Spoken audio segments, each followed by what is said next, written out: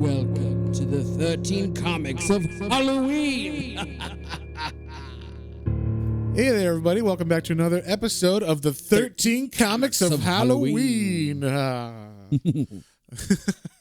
So today we're doing a comic called Nailbiter.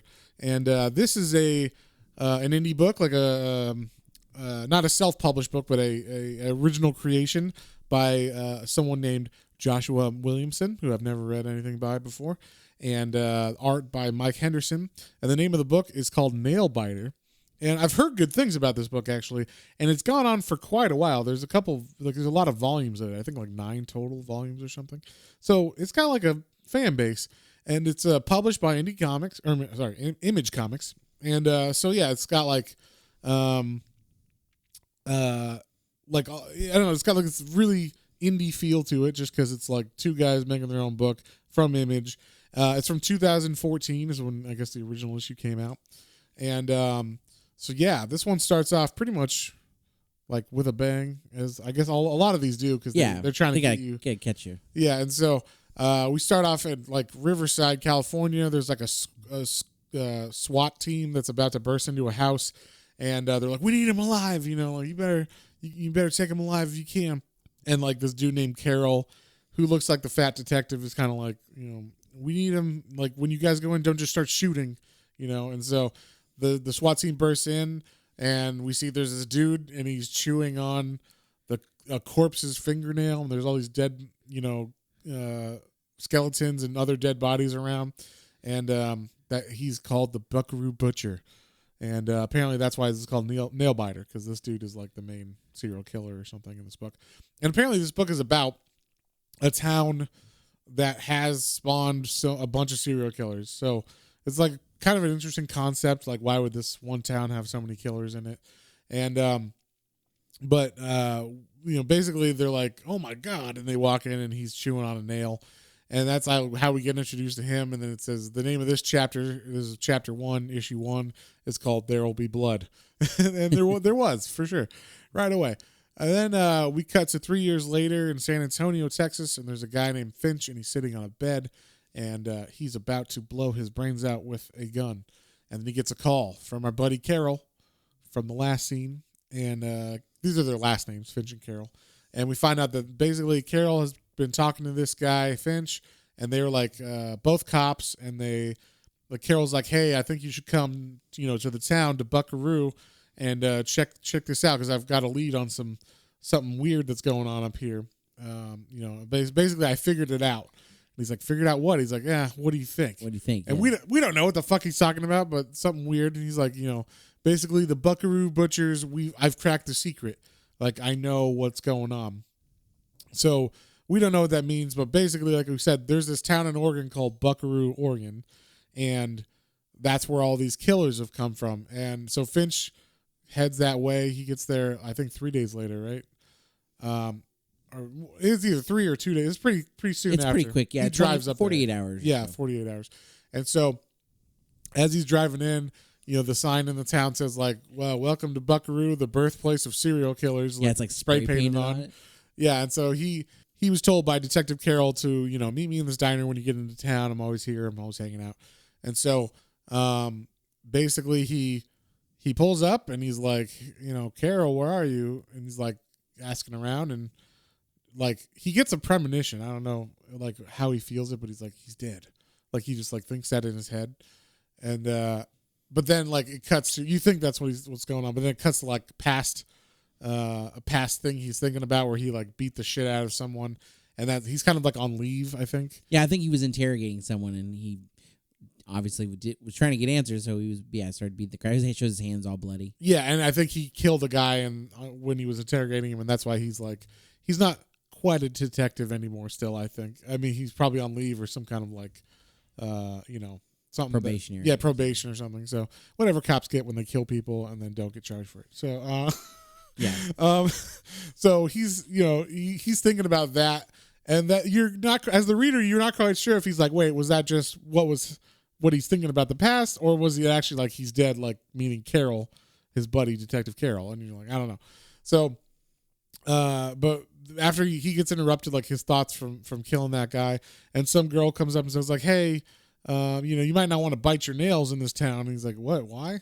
He's like, the Buckaroo nail biter or whatever. And he's like, oh, right. Isn't that guy in jail? And she's like, well, he was, but like he just got out on parole or whatever. So you might want to bite him, because basically his MO was, if you bite your nails, it was a little creepy, and like I thought this was a cool throwback, because I remember his little bio. I remember reading it said like basically that's how he like picked his victims, or people who were biting their nails, and like he would basically watch them and follow them, and then kidnap them, and then torture them, and then like bite the nails off the corpses. But not just their nails. Like he would like gnaw their fingers to the bone. Yeah. So that was really weird. Kind of a weird MO for a serial killer, but fun like to set up this book. Creeped me out because I bite my nails on and off. Yeah, John, you're definitely gonna get killed by this. So guy. yeah, I was like, whoa, there's serial killers like that. And then so they're talking like the Detective Finch and this girl, and then he looks over and he sees this store called the Murder Store, and it's like literally like we've got killer deals, and then like it's basically like one of those tourist not traps, but like trying to prey on the tourism aspect of this town is full of serial killers. You should come here and check out all our memorabilia. And so he goes in there to like look around, and he sees like, oh, there's all this memorabilia of different serial killers, and he starts talking to the owner of the store, and the owner of the store is kind of telling him, oh yeah, that's the mask of this guy, the book burner, and like they just goes into what that kid did, and it was like he's like a kid that like was just basically an arsonist in Idaho, but like he was from that town originally, and all this weird shit like that. And so he's just telling them about like what's going on around, and then they hear outside some commotion going on, and that girl who was talking to earlier is getting harassed by some of the local jocks, as they do, and they're like, hey girlie, what's going on or whatever, and she's like fuck off, and they're like, ooh, I like bad girls or whatever. And it's weird because they're calling her like Alice in Horrorland and stuff because she's wearing like a skull shirt, but I'm like, that's like what normal kids wear, right? Like, I don't know, maybe they just think she's spooky because she wears it, and maybe in this town it's like taboo to wear like dark stuff, like right after Columbine, if you wore like a jacket, like a trench coat, you were like the weird kid in school or something, maybe something like that. Like in this town of serial killers, it is taboo to wear fucked up shit, because then people are going to think you're like the next serial killer or something. I don't know.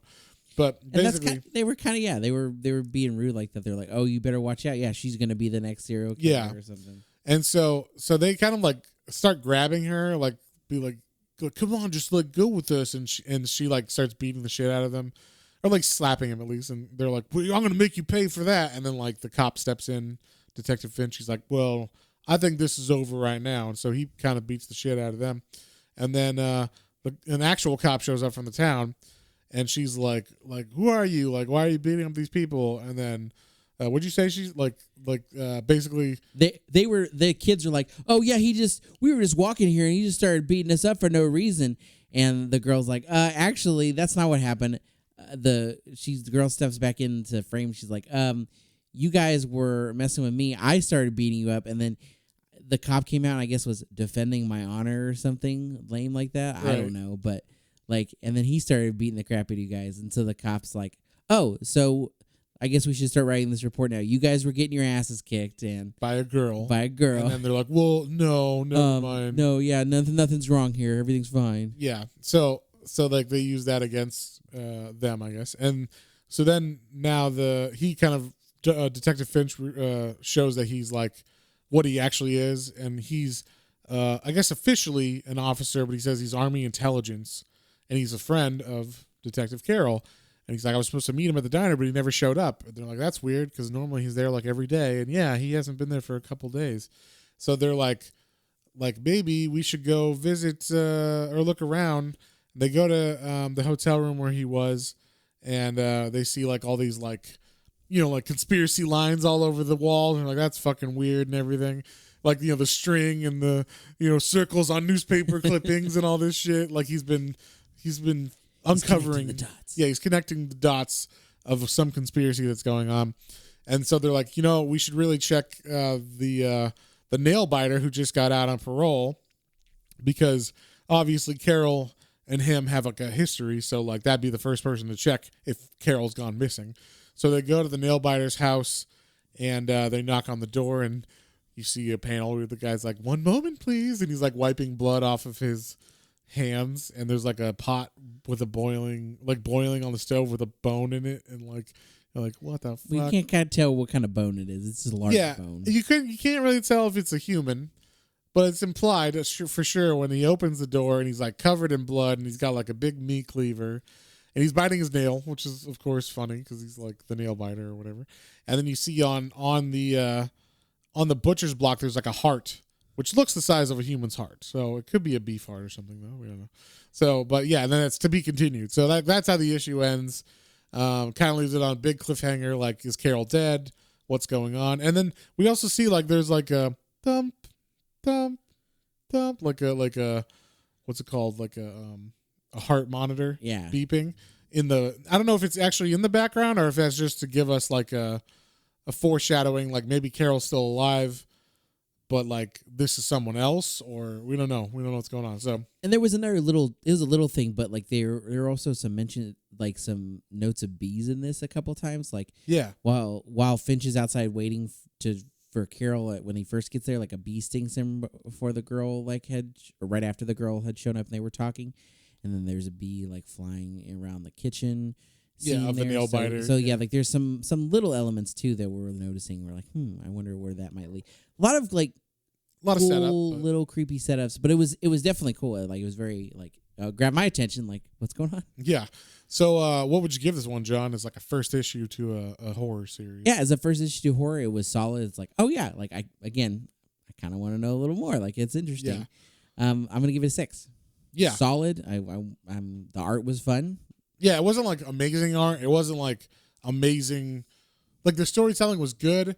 I felt at times like it just. It was trying to be a little too clever. Like the idea of like this town.